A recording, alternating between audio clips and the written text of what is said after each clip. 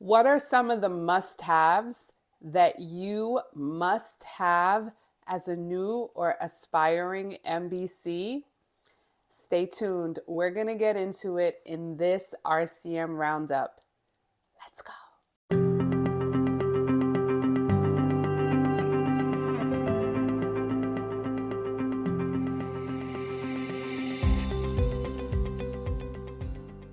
Hey everybody, how are you? Tiffany Robinson here from Beyond RCM, Revenue Cycle Management here in the state of New York.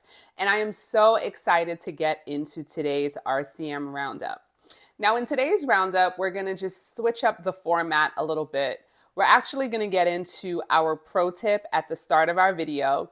And then once we finish up our pro tip, we are then going to address a couple comments that were posted on previous videos.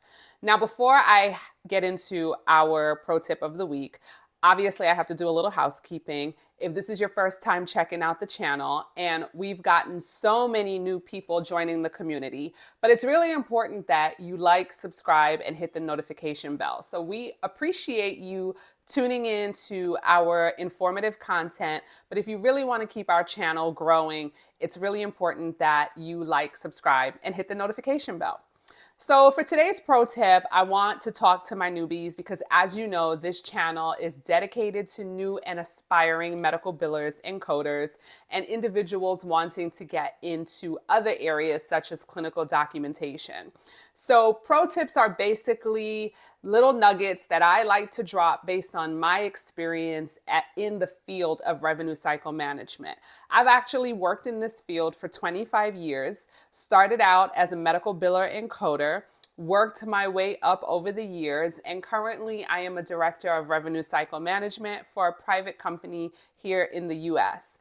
This channel is a passion project of me pretty much giving out advice and resources based on my years of experience in the industry. Now, for my newbies, whenever you get your first job, you're always trying to figure out, what do I need to have on this job? What do I need to know? What tools do I need to help me succeed? I'm going to give you a couple of tips on different things that you should have in your arsenal as you enter this dynamic field called healthcare, health information management. So the first thing you want to have, obviously, you always want to make sure that you have an up-to-date ICD-10 and CPT code book. Your ICD-10 is your diagnosis code book. Your CPT is your procedure code book. The reason it's important for you to have an up-to-date ICD-10 coding book is every year as of October 1st, the guidelines tend to be updated, tweaked, or there's certain things that are deleted altogether.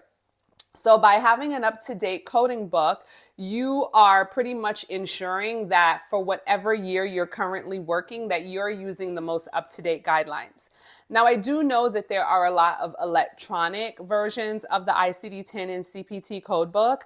I use an electronic platform called Codify that's offered by AAPC.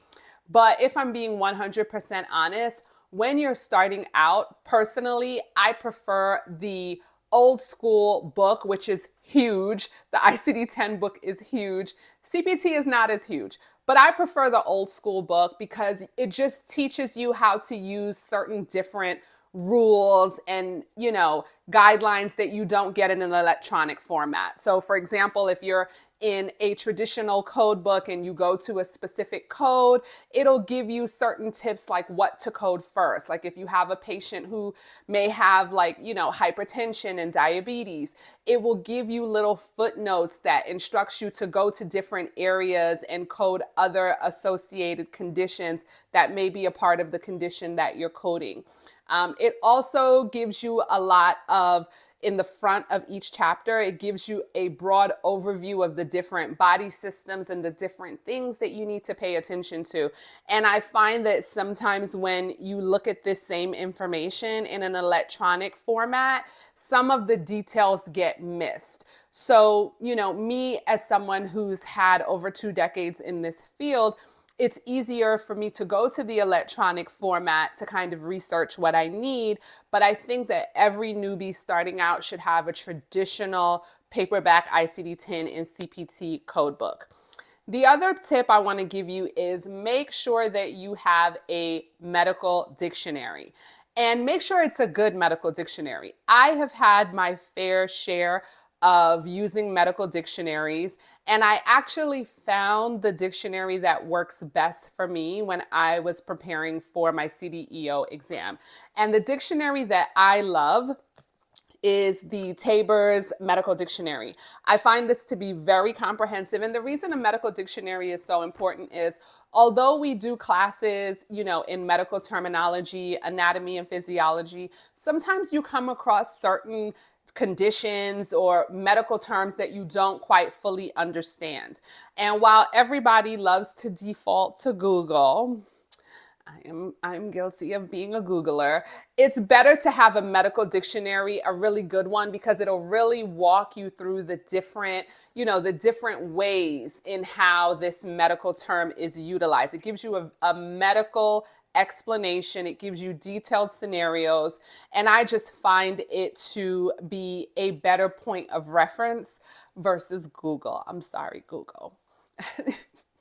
The other tip I want to give you is make sure that you have, based on whichever locale you're working in, city, state, etc., make sure that you have a access to CMS, so that's Medicare, or your local Medicare, distributor. So they call it MAC. They call it your local MAC. So here in New York, our local MAC is NGS.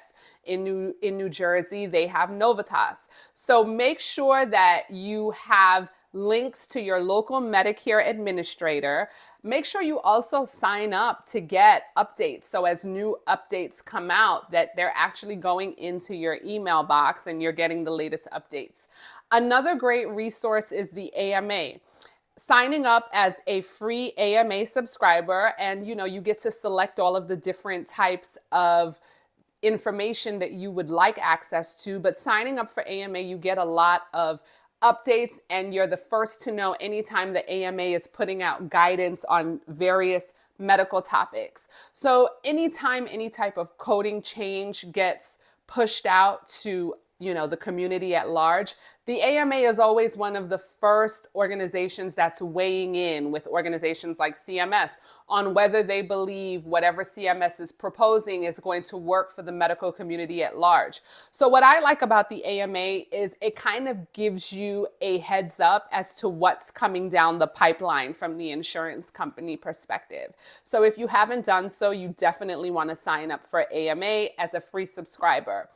The other pro tip I want to give you is if you're working as a traditional medical biller, you want to know who are the local insurances in your area, especially if you are working for an organization. You want to know what insurances they accept, and you want to create a list for yourself of all of these different insurances and their phone numbers. And if possible, you also want to pin down who your local provider relations representative is and have their contact information as well. Provider relations representatives are basically PR people for insurance companies. They are assigned to different areas that the insurance company provides their services, and your provider relations rep is usually your first line of defense if you encounter any issues going on with your claim submissions. So if, for example, you have a bunch of denials and these denials don't make any sense, and you have a number of them, instead of calling the insurance company and sending them back one by one, you can actually reach out to your provider relations rep and send everything over to them in bulk so that they can troubleshoot the issue for you.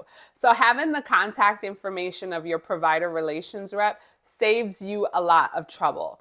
And that's just some of the pro tips that I kind of wanted to give to my newbies today. Make sure you have your ICD-10 and CPT. Some people even get the HCPCS code book. Your HCPCS are your codes that have a letter in front of them. I tend to have a HCPCS code book, but I rarely use it. So I'm not going to say it's a must-have as a newbie, but it doesn't hurt to have it, right? So your code books, access to your local CMS, free access to the AMAs, understanding who your insurance providers are in your area and having their contact information. Those are some of the pro tips that I just wanted to offer up to my newbies today, because you know this channel is all about showing love to the newbies. All right, so now we're going to get into our 2 comments that were posted up. They were really good comments. The first one is from @Amy-Nice. Amy wrote, is there a college degree for medical billing if someone wants to pursue further, like there is for health information technology for medical coding? This is a great question, Amy. And first and foremost, I just want to thank you for supporting the channel. It's because of subscribers like you why we're able to put out content and gain the traction that we've been getting. So first of all, thank you so much. So that is a great question. Most colleges do tend to lean on the side of health information technology when they are offering courses or degrees within the coding realm. And within that degree program, you will usually get, an intro to medical billing, an intro to diagnosis and procedure coding, etc. Very few and far in between will you find a college that actually offers a degree in medical billing. Most colleges tend to lean on HIT, and then at the end, they will usually give you an option to prepare for a certification exam through a certifying board like NHA or AAPC, etc.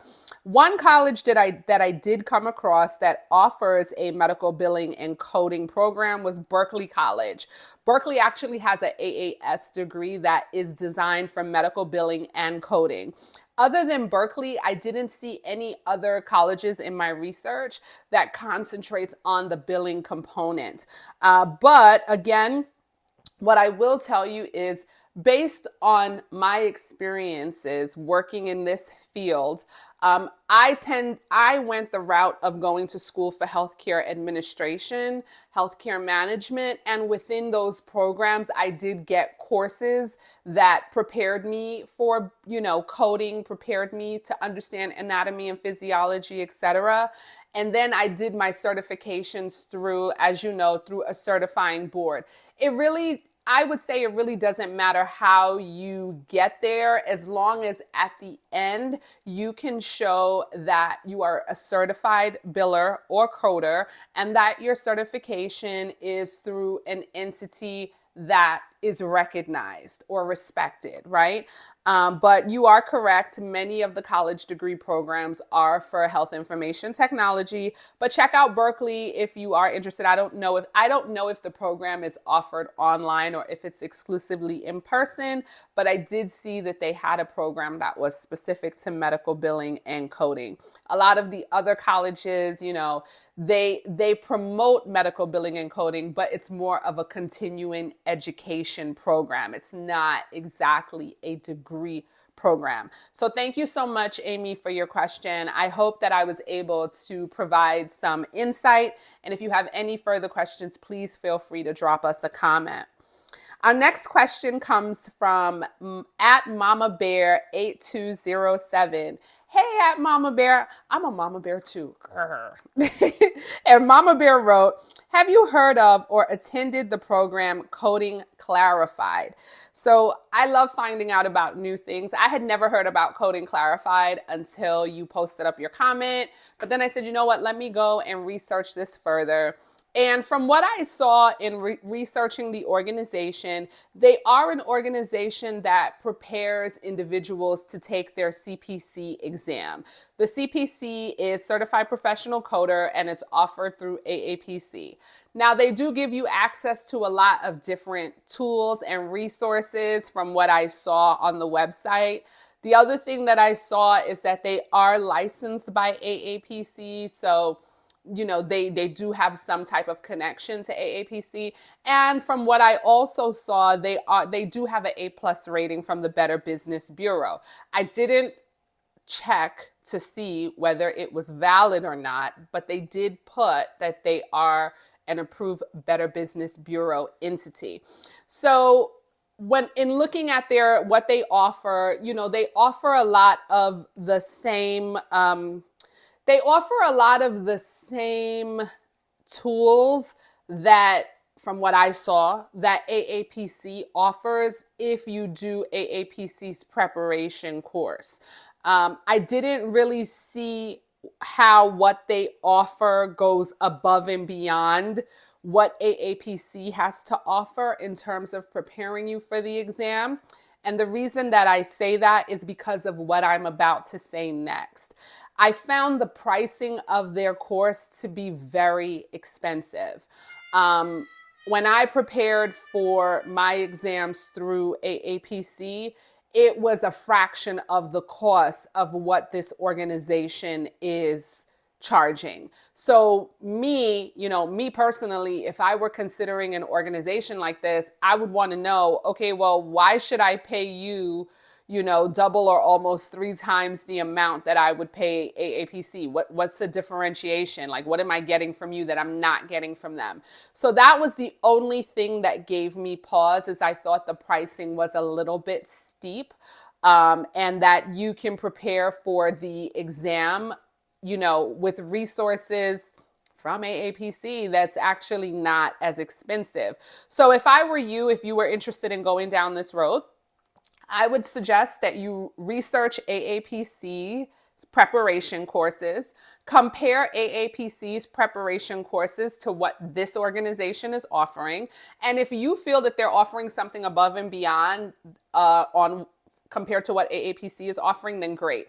If it looks similar to you, I would reach out to them and say, hey, AAPC is charging XYZ for pretty much the same things. What am I getting, that's more or above and beyond what AAPC is offering? And have them explain it to you, because maybe they'll be able to give you some insight that I'm missing.